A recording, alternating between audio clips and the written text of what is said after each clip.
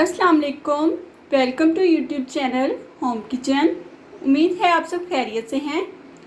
आज मैं आपके लिए बकरा ईद के हवाले से रेसिपी लेकर आई हूँ। तो आज हम मसाला कलेजी बनाने जा रहे हैं। रेसिपी को शुरू करने से पहले आपसे गुजारिश है कि हमारे चैनल को सब्सक्राइब कर दें और साथ में मौजूद बेल आइकन को दबा दें ताकि हर न्यू आने वाली रेसिपी का नोटिफिकेशन आपको मिलता रहे। ये रेसिपी बहुत ही मज़ेदार और बहुत ही झटपट बनने वाली है। तो अब हम रेसिपी के अज़ा देख लेते हैं। कलेजी मसाला बनाने के लिए मैंने कलेजी ली है 1 किलो। 1 अदद बड़े साइज़ का प्याज लेकर मैंने इसे चॉप कर लिया है। 2 अदद टमाटर लेकर इनका मैंने पेस्ट बना लिया है। हाफ कप अदरक, लहसुन और मिर्चों का मैंने पेस्ट बना लिया है। इसमें मैंने 6 अदद सब्ज़ मिर्चें ली हैं, 6 अदद लहसुन के जवे और 2 दरमियाने साइज़ के टुकड़े अदरक के लिए हैं।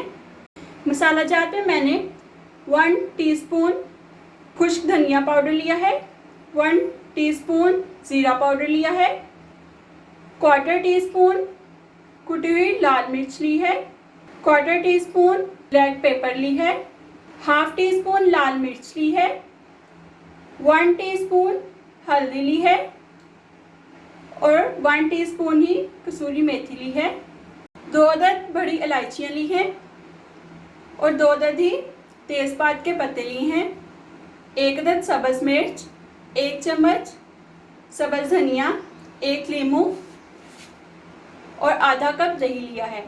तो अब हम रेसिपी को बनाना शुरू करते हैं।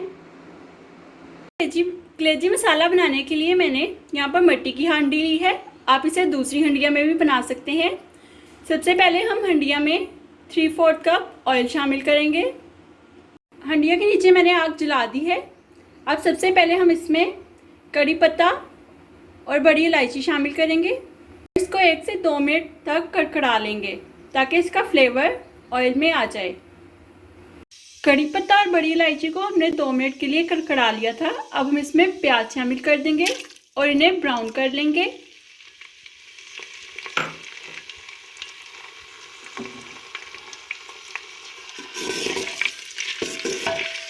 प्याज हमारे ब्राउन हो गए हैं।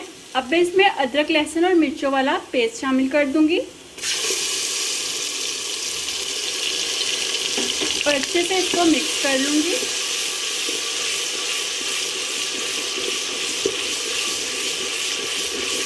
और तकरीबन 2 से 3 मिनट के लिए इसको मैं भून लूंगी। अदरक, लहसुन प्याज के साथ अच्छे से भून गया है। अब मैं इसमें दही शामिल कर दूंगी।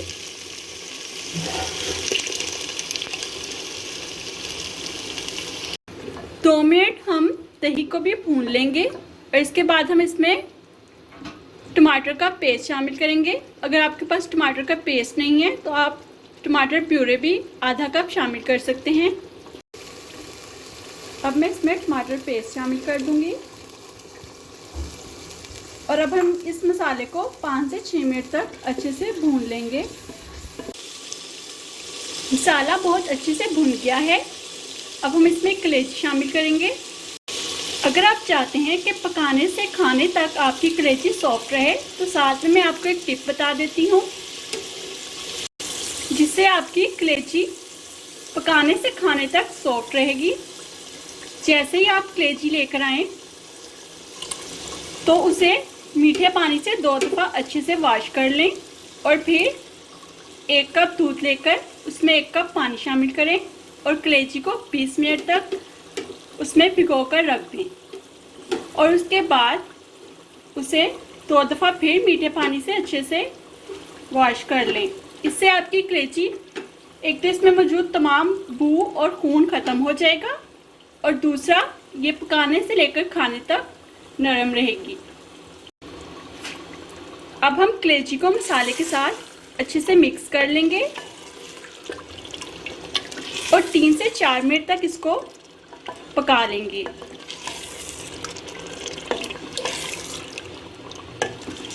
अगर दूध से धोने के बावजूद कुछ ख़वातीन को स्मेल आ रही है तो आप धोने के बाद इसको टोकरी में रखें ताकि इसमें जो मौजूद पानी है वो निकल जाए और आप इसमें अदरक लहसुन का पेस्ट लगाकर रख दें।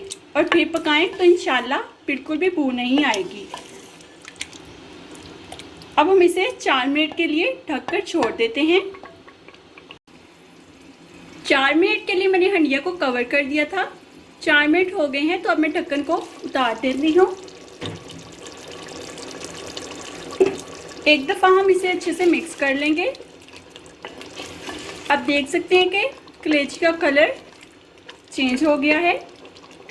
अब मैं इसमें स्पाइसेस शामिल करूँगी। आपको नज़र आ रहा होगा कि स्पाइसेस में मैंने अभी नमक नहीं शामिल किया।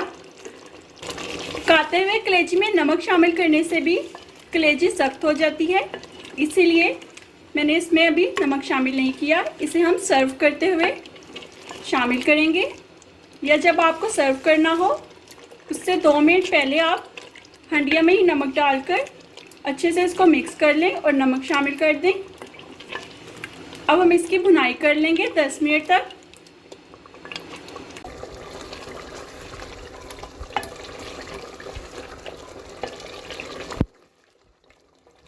कलेजी की भुनाई करते हुए 10 मिनट हो गए हैं। अब मैं इसमें सब्ज़ धनिया, सब्ज़ मिर्च और नींबू का रस शामिल करूंगी।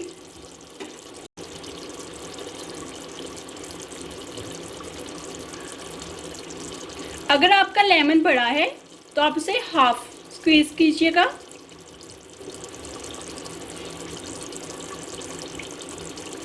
अब देख सकते हैं कलेजी का रंग कितना शानदार आया है।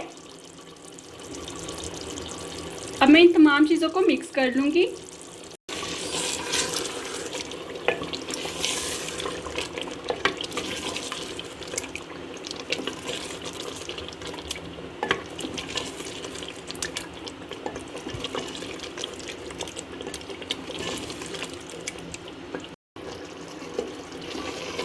तमाम चीज़ों को मैंने अच्छे से मिक्स कर लिया है।